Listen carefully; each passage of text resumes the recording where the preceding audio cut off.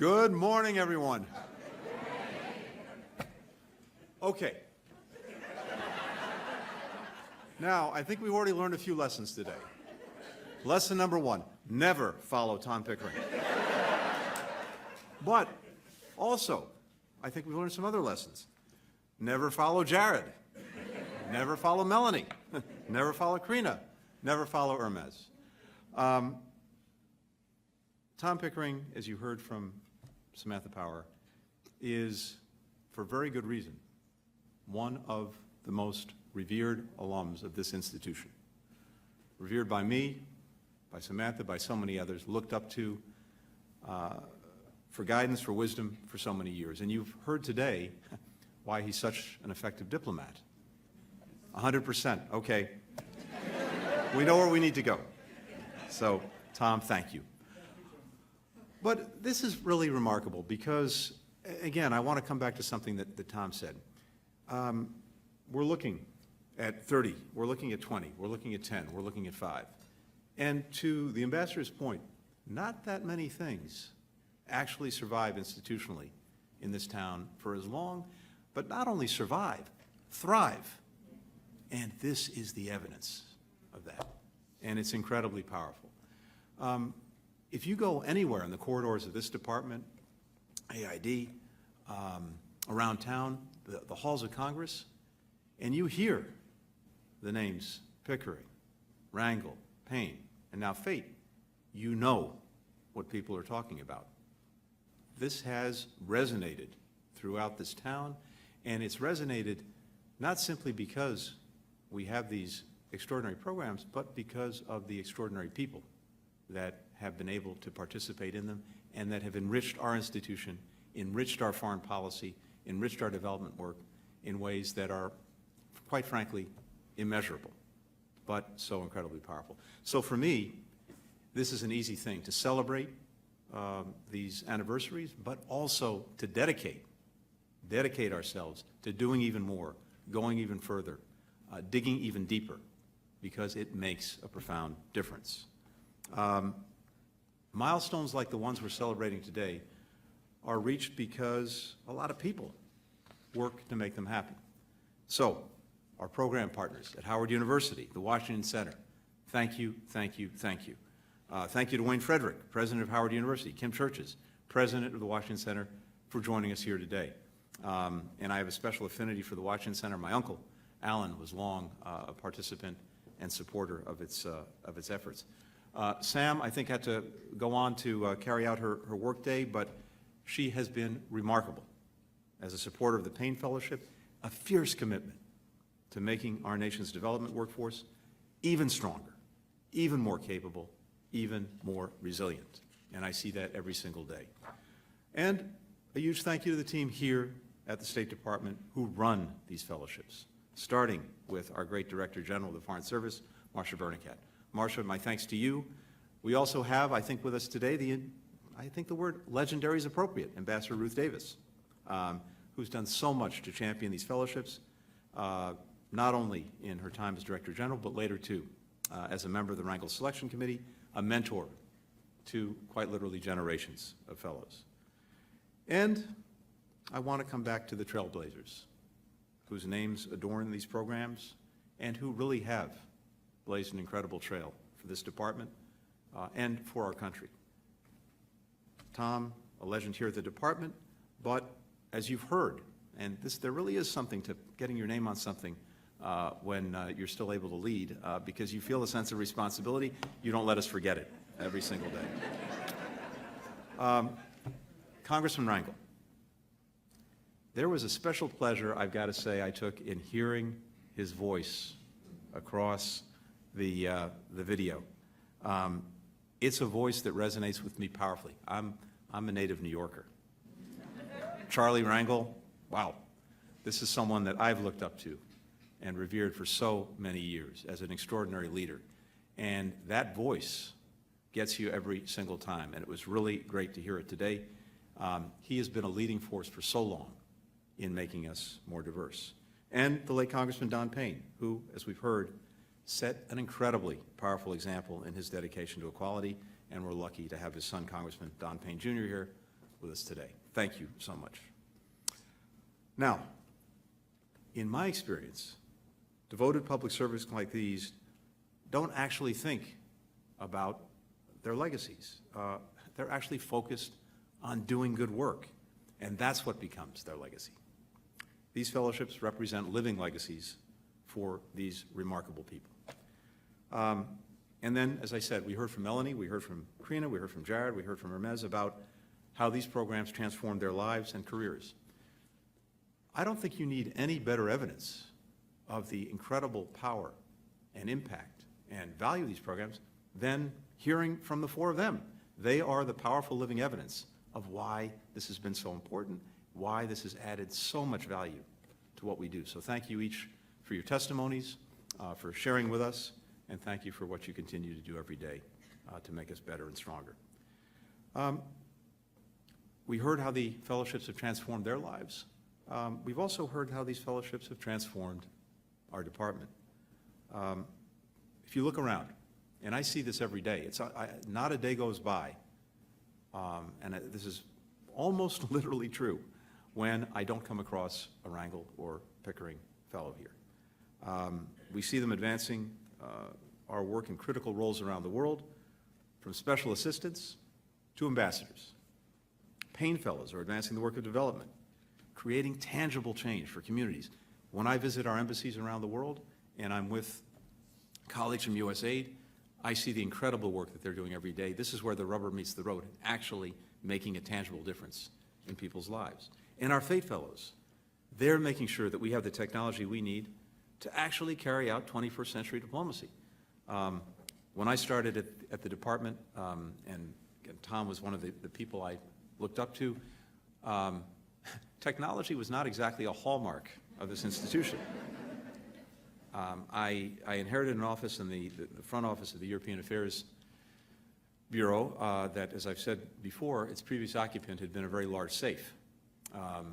Then I took the office, and the large safe was gone because they needed to make room for me, and there was a very large, remember these, Tom, Wang computer on the desk. Well, we've made a little progress since then, but we need to do more, and Fate Fellows are making sure that we have the technology that we need to carry out diplomacy in this century. Without them, quite literally, so much of what we do would be a heck of a lot more difficult, if not actually impossible. And here's the thing that I really want to focus on for a few minutes today. Our fellows deliver for America. They reflect America. Secretary Powell said back in 2002, when he announced the then brand new Rangel Fellowship, our diplomats, and I quote, send a powerful positive signal around the globe that differences do not have to be divisive and that freedom works. They send that message not just by doing what they do, but also being who they are, personifying America in its beautiful diversity. So you've heard, starting with Marcia, why we're so focused on this. We used to talk about our foreign policy after the Second World War as being animated by enlightened self-interest. Well, this too is enlightened self-interest. It is not only the right thing to do, it's the smart thing to do. You've heard from all of our speakers how diversity, how inclusion makes our foreign policy that much stronger, that much more innovative, that much more effective.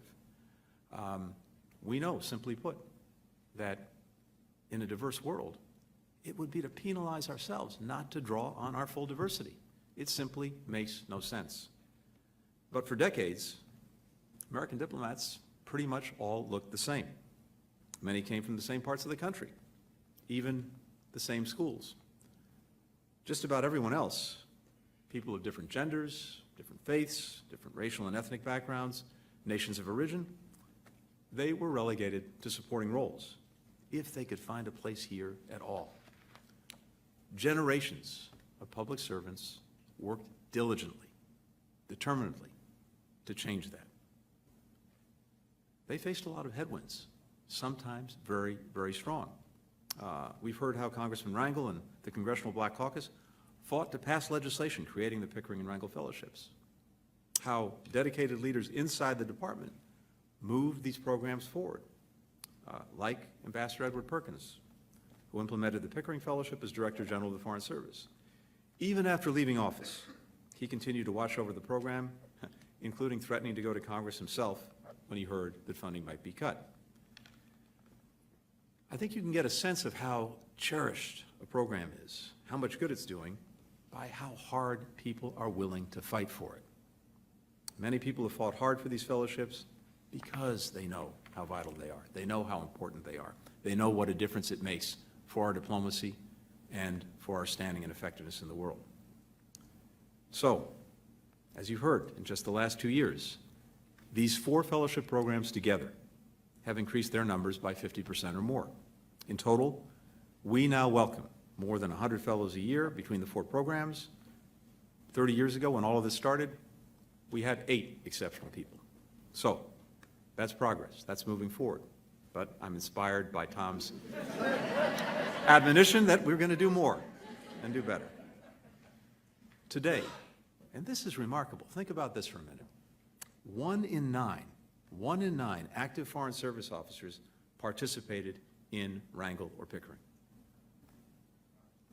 Thanks to them, the number of generalists from underrepresented backgrounds has increased by 33%. Among Payne Fellows, 75% are racial or ethnic minorities, 75% are women, and 65% of Fate Fellows come from underrepresented backgrounds. So, this is progress. These numbers represent progress.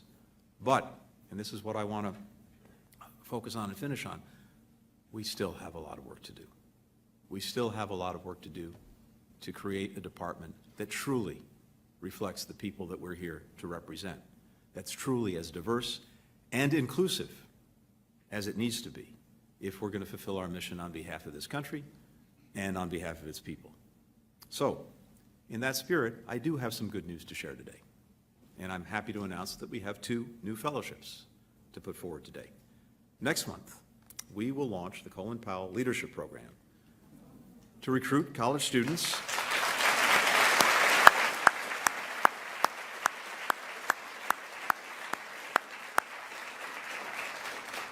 This program will recruit college students and recent graduates to the civil service.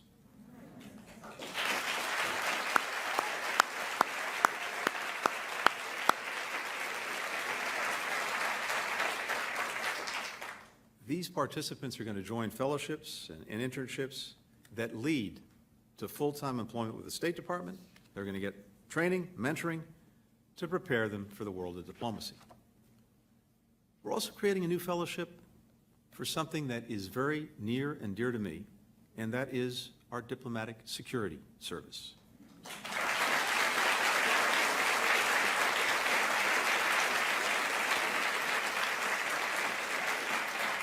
Graduate students from underrepresented communities will receive scholarships, professional development training, and mentoring. And after completing the program, they will enter the Foreign Service as DS Special Agents.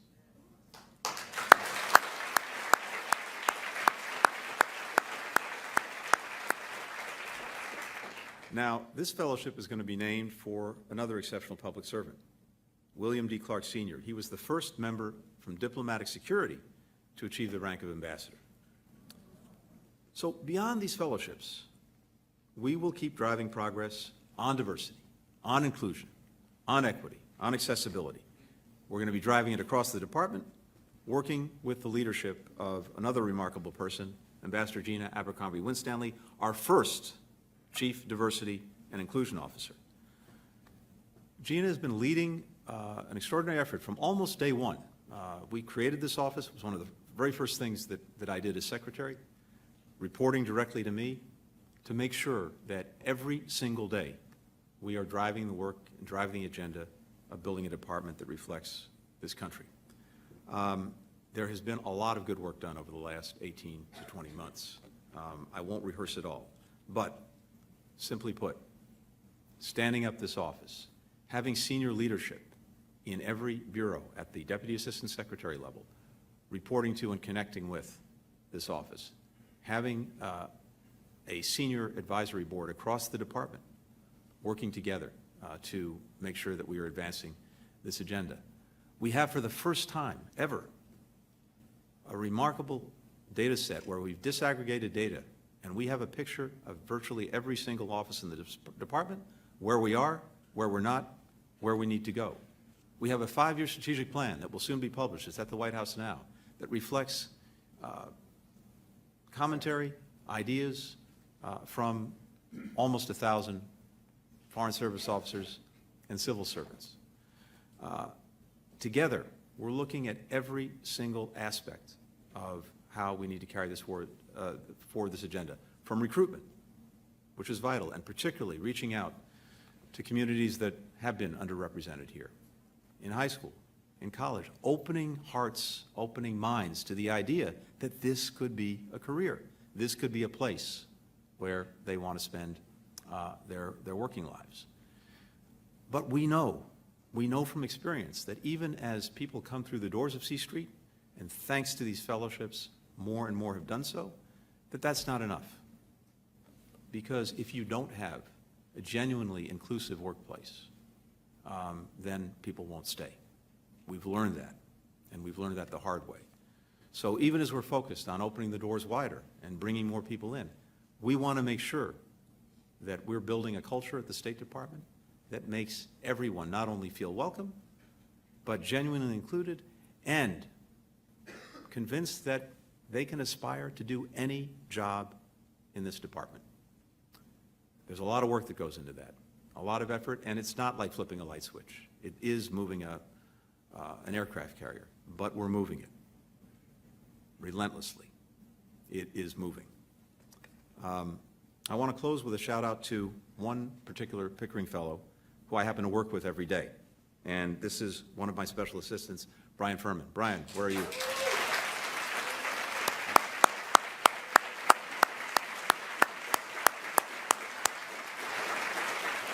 So, and a group of us had lunch just yesterday, and catching up and learning some of the stories. And the question I'm always asking people, especially the younger folks among us, is what brought you here? How did you wind up here? So in college, Brian studied languages. He studied psychology. He also practiced martial arts. So when he thought about his future, he thought, maybe I'll keep studying languages. Maybe I'll go into the health field. Maybe I'll open a martial arts studio, which tells you a little bit about the multi-talents that he brings to this job. And by the way, having some background in martial arts is extremely helpful in the work that we're doing every day, and it makes me feel a lot better. But then Brian spent a year in Tajikistan on a Fulbright and saw all of the extraordinary work that our embassies and our diplomats are doing. So he applied for a Pickering. He was accepted. He joined the department, and now we travel the world together, and he's making sure that this office, the Office of the Secretary, runs smoothly, which, as you can imagine, is not necessarily a job for the faint of heart. So, Brian, thank you, is just one more powerful example of how wonderful these fellowship programs are. When you ask Brian what Pickering meant to him, he says that it helped him break into this world of diplomacy, learn to navigate this bureaucracy, something I'm still trying to figure out, and to hit the ground running when he became a Foreign Service officer.